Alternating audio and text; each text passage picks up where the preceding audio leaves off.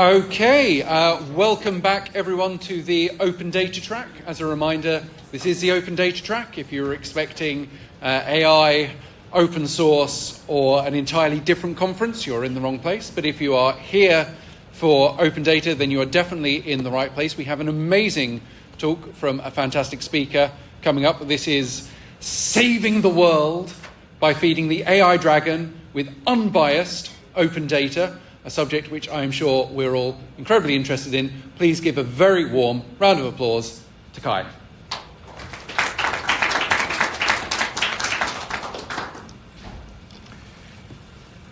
Indeed, my goal is to save the world by feeding the AI dragon with unbiased open data. I'm Kaj Arno, and I'm the CEO of MariaDB Foundation. And I've worked with free and open source software all of this century, and in that process I've become convinced that openness is a powerful force for good, also when it comes to open data. So I'm a dual citizen of both Finland, my native Finland, and Germany, and in that process I've noted that Finland isn't properly or hasn't properly been represented in open data. Finland is a country with 2 languages, and I noted that Swedish Finland hasn't been sufficiently described. You might know Swedish Finland by 2 of its representatives, Linus Torvalds, the father of Linux, and Alexander Stubb, our current president. And I founded a project to fix this in 2017 called Project Fredrika. And that has given the background for the much larger scope of not just saving little Swedish Finland, but the world. As for MariaDB, it's an open source relational database management system, and that's the reason why I am at Open UK. But for the purposes of this presentation, there's only 3 things I'd like you to know about MariaDB. I think it's fair to portray it as the future of MySQL. Second, it has the infrastructure needed for AI in the form of vectors. The most prolific use case there is to create RAG applications, which means that the large language models are answering the questions not based on its general training data, but on the specific data you've provided as the creator of that application. And third, MariaDB is the database used by Wikipedia. But now for saving the world. The 24th of February, 3 years ago, took the world by surprise. It shouldn't have. With hindsight, we had all the foresight needed to have prevented that happening in the Ukraine. And it's this foresight we should have had for centuries and at least decades, but it's not as if we didn't get alarm bells ringing. So one of the first alarm bells was in 2008 when Georgia was attacked by Russia. Well, that's sort of far away, and have you been to Georgia? No, I don't know where it is. Perhaps it's not important. There were few exceptions to the general attitude, which was, these alarm bells are not important, and one of those exceptions happened to be Finland's then Foreign Secretary, Alexander Stubb, now our president. There were other alarm bells. In 2013 in Ukraine, Euromaidan should have been a lesson for all of us who didn't do our homework when learning about the history of Ukraine, to see that they consider themselves to be part of Europe. We didn't do our homework, and then in 2014, when little green men came to Crimea, the alarm bells still stayed too silent, and Angela Merkel played the role of Neville Chamberlain, trying to appease dictatorship by presuming that common good would be a priority for them. It wasn't. So 2022, the alarm bells then really did go off, but very late and very slowly and very partially. The reason for this is our lack of understanding of history. through 3 centuries of successful portrayal of Ukraine as a non-country, non-language, non-culture. It's probably Russia, isn't it? It's outside the general education in Western Europe. My 2 central claims for this is that, in hindsight, had the West reacted properly when the alarm bells should have gone off in 2008 and 2014, there wouldn't have been a full-out war in 2022. And this is not much of a hindsight. It is not a question of had we known then what we know now. It is a question of had we used then what we really should have known. Had the past been known and part of the general education, we would have reacted properly. With the end outcome that military expenditure by the West is now in the hundreds of billions of whatever currency unit, not to speak of 1 million human lives. But, tell you what, history isn't over yet. This isn't the last time when such things can happen. Foresight is still needed. History is always written by the victors, and those of you with A, good eyesight, and B, very good knowledge of geography, will notice that this picture, which is uploaded to Wikimedia, is portraying Crimea as a part of Russia. Let's hope that victory doesn't happen. It's a very different situation if you look at how Finland is portrayed on Wikipedia and Ukraine. So if you look at nationalism, in Finland it's something where we sort of pat ourselves on the shoulder, regardless of which language we're portrayed in. It's national awakening. It's the Russian eagle that tries to rob us out of rule of law. And we have great poets and great composers, painters, and we did honorable resistance against Russia in the 19th century. In the Ukraine, well, they had nationalism too, but that was pogroms, and it was the root of Nazism and violence and lots of dissonance. Yet it's the same history. It's the same type of thing that happened in Ukraine and in Finland, only we didn't lose, they did.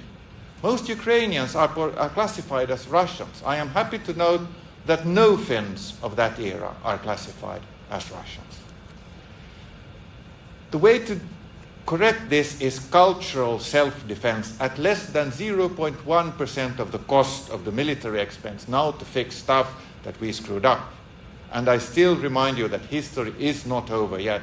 And this is a project Katerina, named after a painting by Taras Shevchenko, which is trying to rectify things by, and this is an expression, decolonization of Ukrainian history in Wikipedia. So examples of this. Wikipedia has partial truths. It's not blatant lies. And those of you very interested in history might know that there's a guy called Ivan Mazepa, who sided with us, being the Nordics, the Scandinavians, in Poltava, 1709.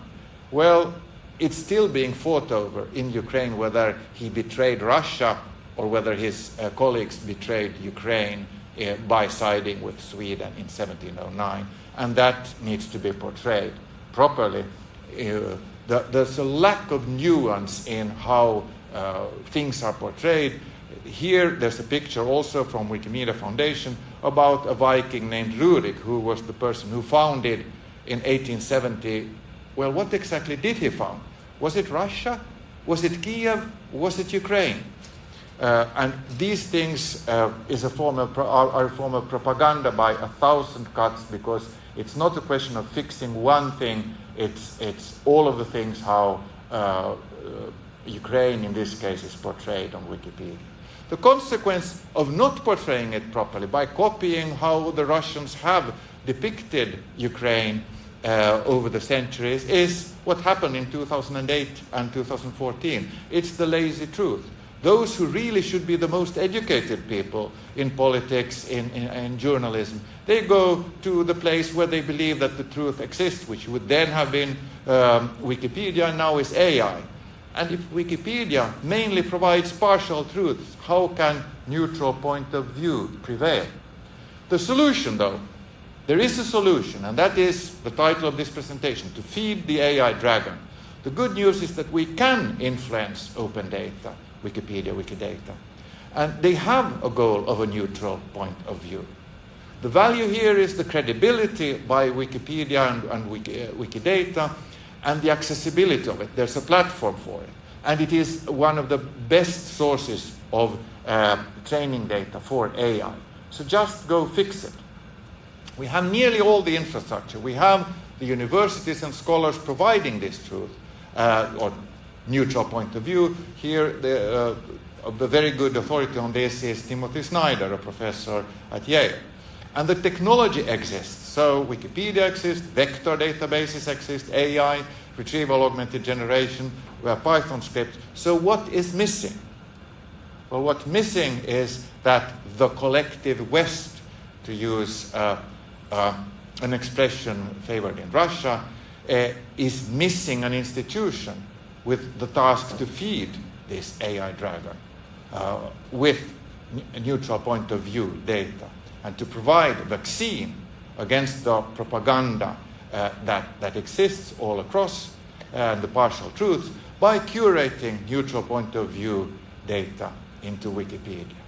I think such an institution should be named after Denis Diderot, who's the guy who originated the concept of an encyclopedia. The question then would be, who should be this organization? Where should it be?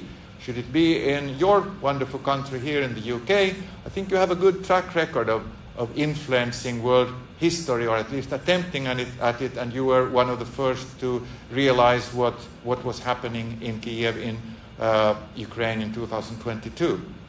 I think EU very much has it as its interest for this to happen. Otherwise, the old adage about first they came for the communists, I'm not one, so I didn't do anything. Then they came for the homosexuals, well, I'm not one, so I didn't do anything about it.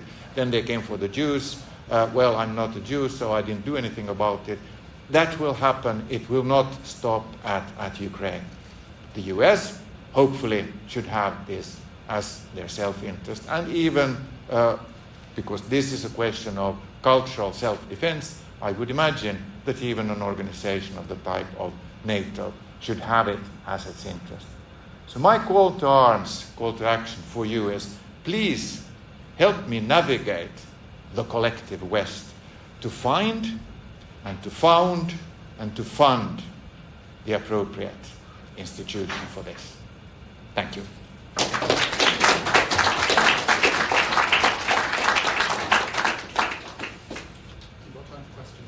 We have time for questions.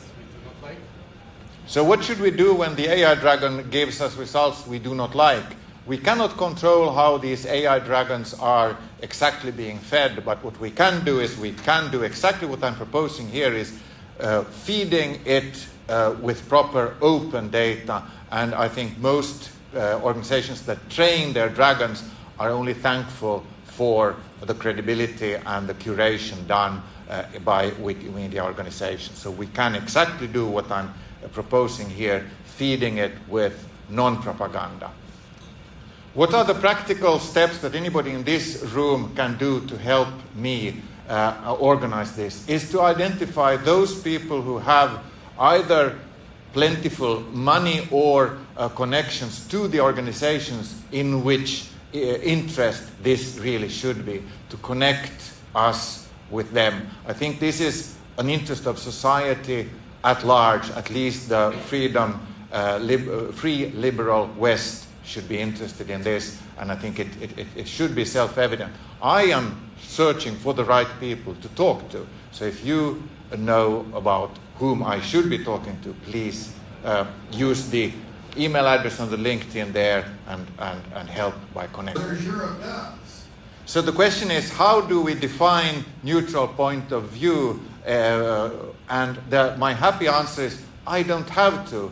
Wikimedia Foundation has already defined this, and Wikipedia already has a mechanism for mediating between how things are being described. There is a mechanism that has been in place for describing Israel and Palestine for years, and the equilibrium has been found. So that's a problem that is sort of already solved and outside the scope of this. So we just need to feed the neutral point of view information. And if we feed it with something that isn't neutral, we will be reprimanded and it will not stay in Wikipedia. So there is this control mechanism.